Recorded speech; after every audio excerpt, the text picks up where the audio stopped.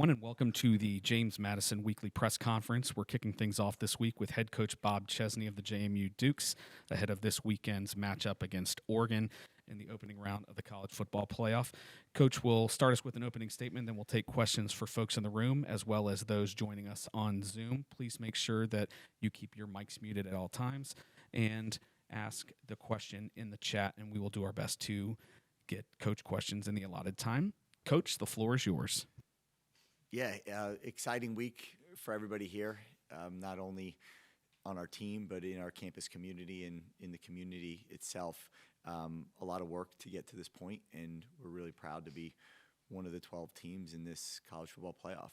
It's rare, for teams of our, in the group of 5 to make it, and I think to have 2 in here is pretty exciting, and certainly a lot of work went into it, a lot of commitment over the years from our university, and we're excited to get out there and have a chance to play one of the best teams in the country, and we certainly understand the opportunity and the excitement around it, and we're just as excited.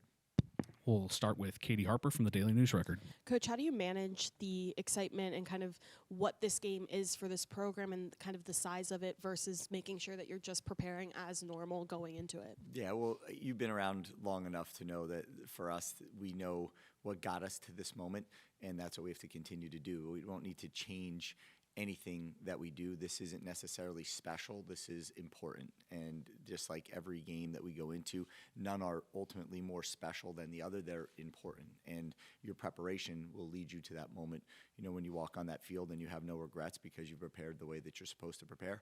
And then you just go out there and you have to, just fire every bullet you got and make sure that you are fully locked in and excited for the opportunity. And I think that our guys understand that this can't be different as far as our preparation or anything that goes into it. Obviously, there's a little bit more with the size and the speed and the angles you have to take and the way you have to tackle. All those things have to be as fundamentally sound as humanly possible. Every gap has to be handled on defense, and every opportunity to make a catch or a competitive catch or to break a run and see the hole perfectly as it presents itself. You can't go searching for those things, but you have to be fully locked in and just continue to be who you are and do that on a play-by-play basis.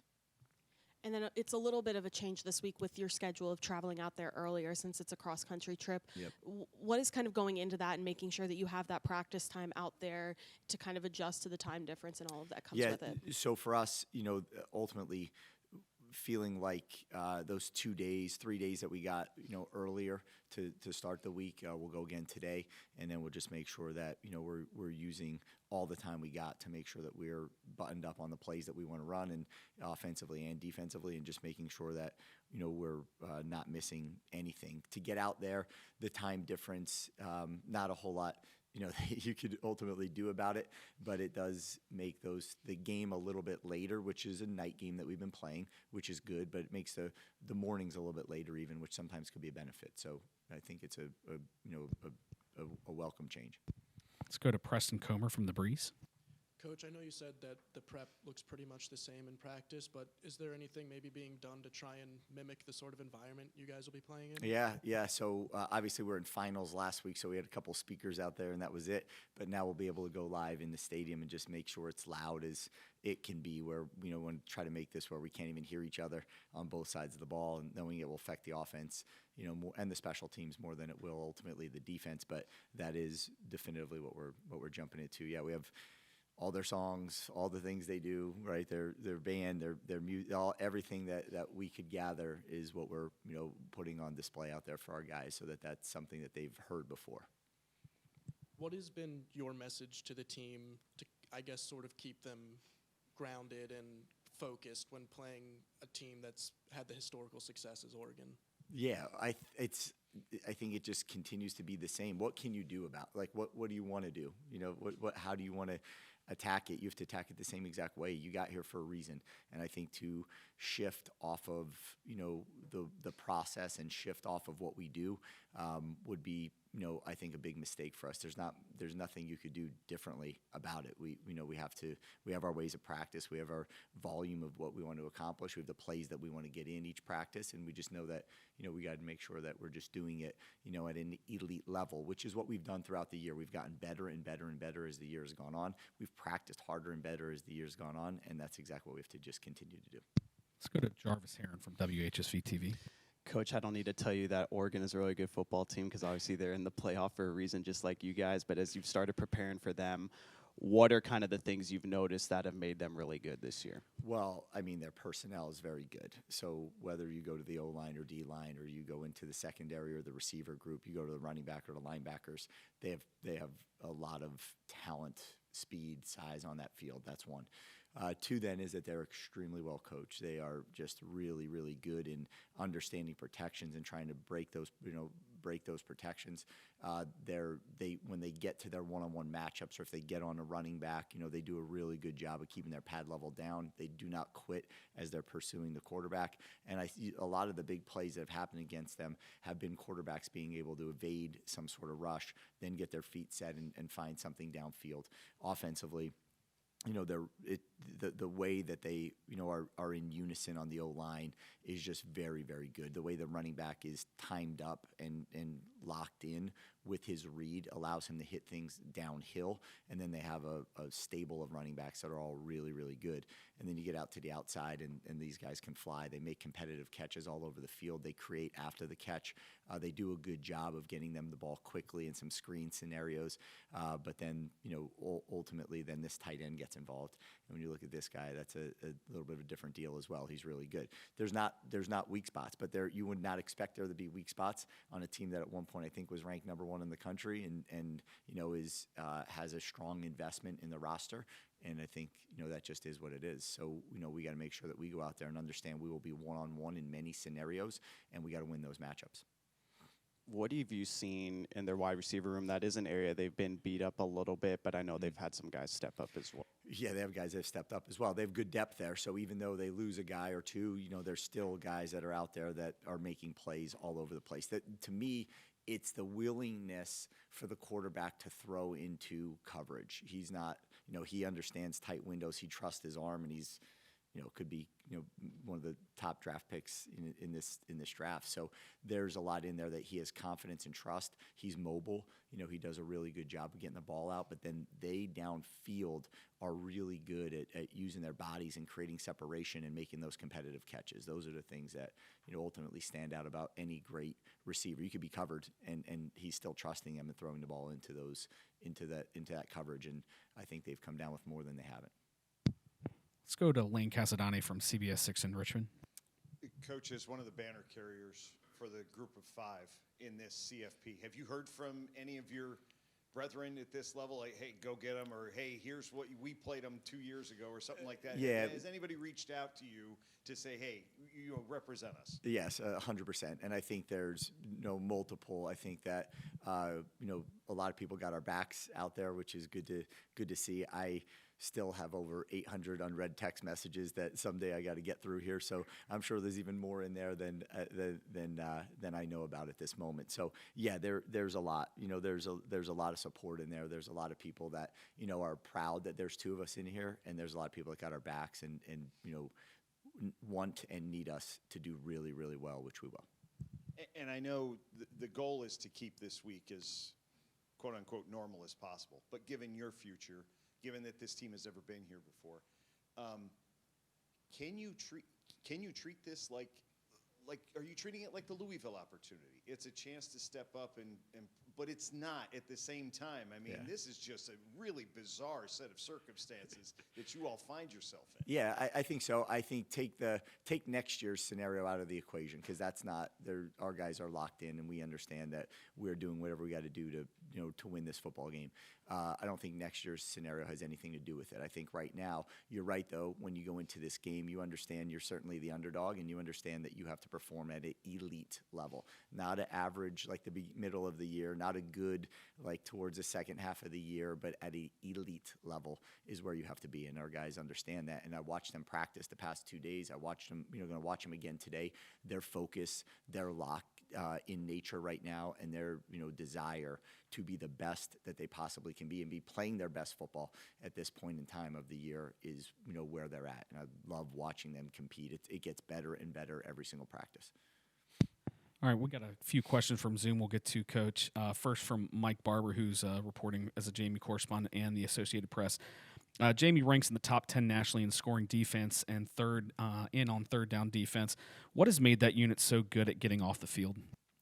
Well, I think that it's understanding the responsibility. I think that the defensive staff has done a really good job of putting them in situations where we can get one-on-one with people that we want to get one-on-one with. I think it also enables us to change some coverage things on the back half and apply some pressure, and I think that has a lot to do with it. But a lot of those third downs ultimately start with what we do on the first and second down and get them into more third and long scenarios, which allows our D-line to be able to get after it pretty good. So that is ultimately our third down defense has a lot to do with what is the average third down number we're at, and what have we done to the run up to that point in time.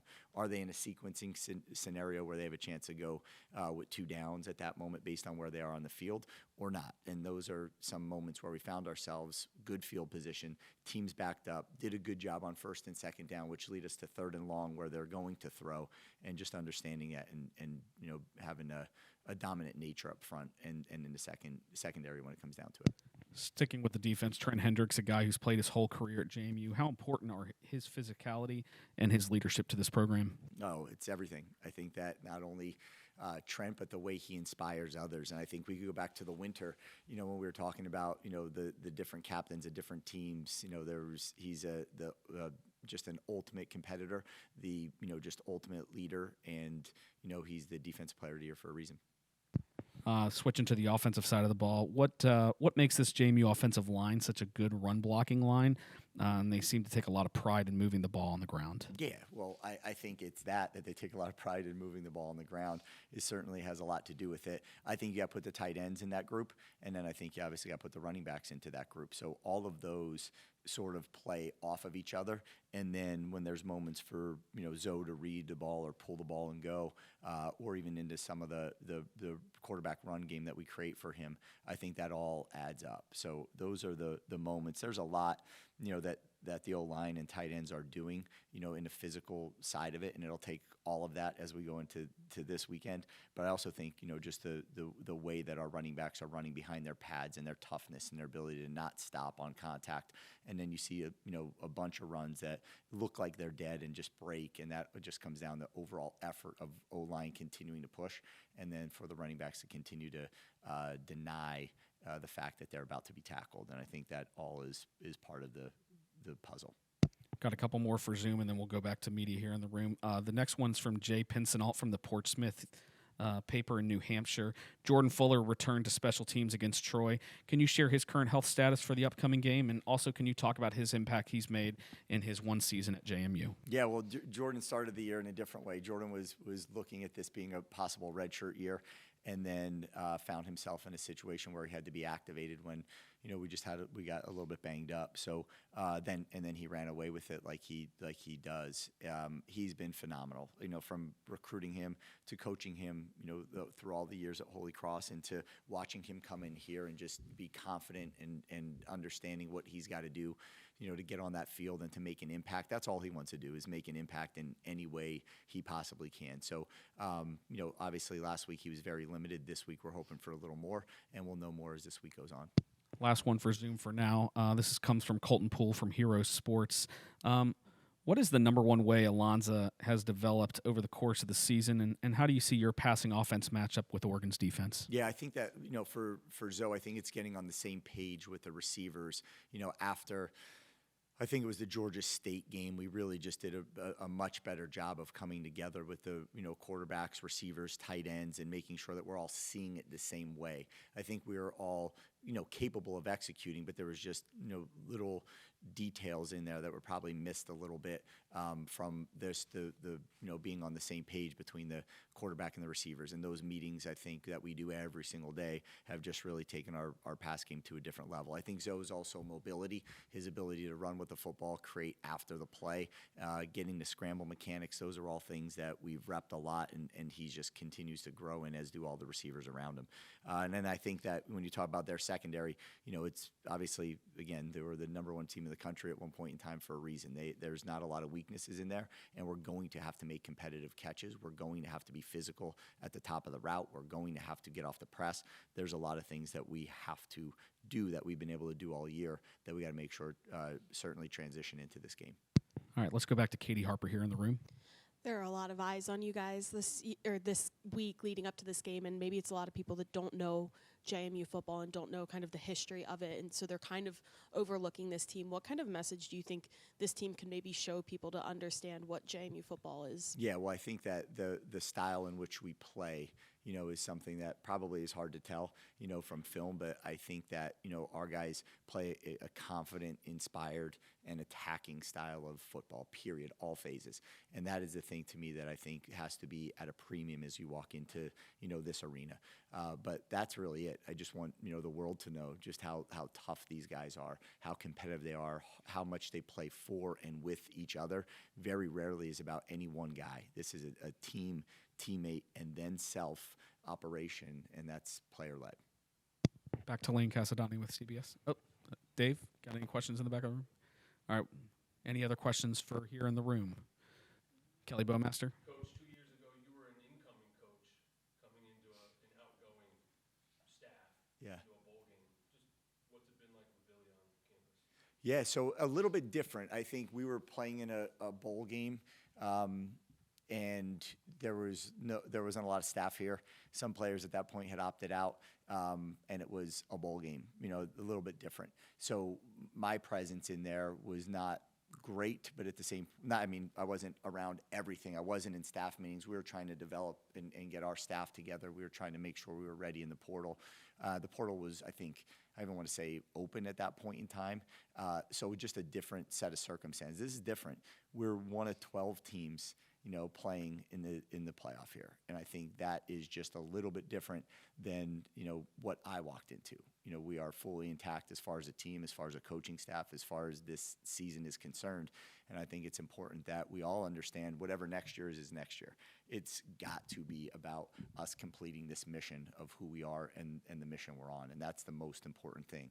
I think it's cool for him to be around and just kind of get a feel for how we do things. Obviously, he'll do things however he wants to do things as we go into next year. But I think it's cool for our guys to see him and get a chance to meet him a little bit. It's nice for him to have access to, some of these practices and get a chance to see some of our players. But ultimately, this is this year's team, and that's where the focus has to remain. Talking about this year's team, Coach Mike Barber has another one going back to the O-line. Talk about the process of working Zach Greenberg in with this offensive line and his move to being an all-conference center this season. Yeah, well, he is just phenomenal.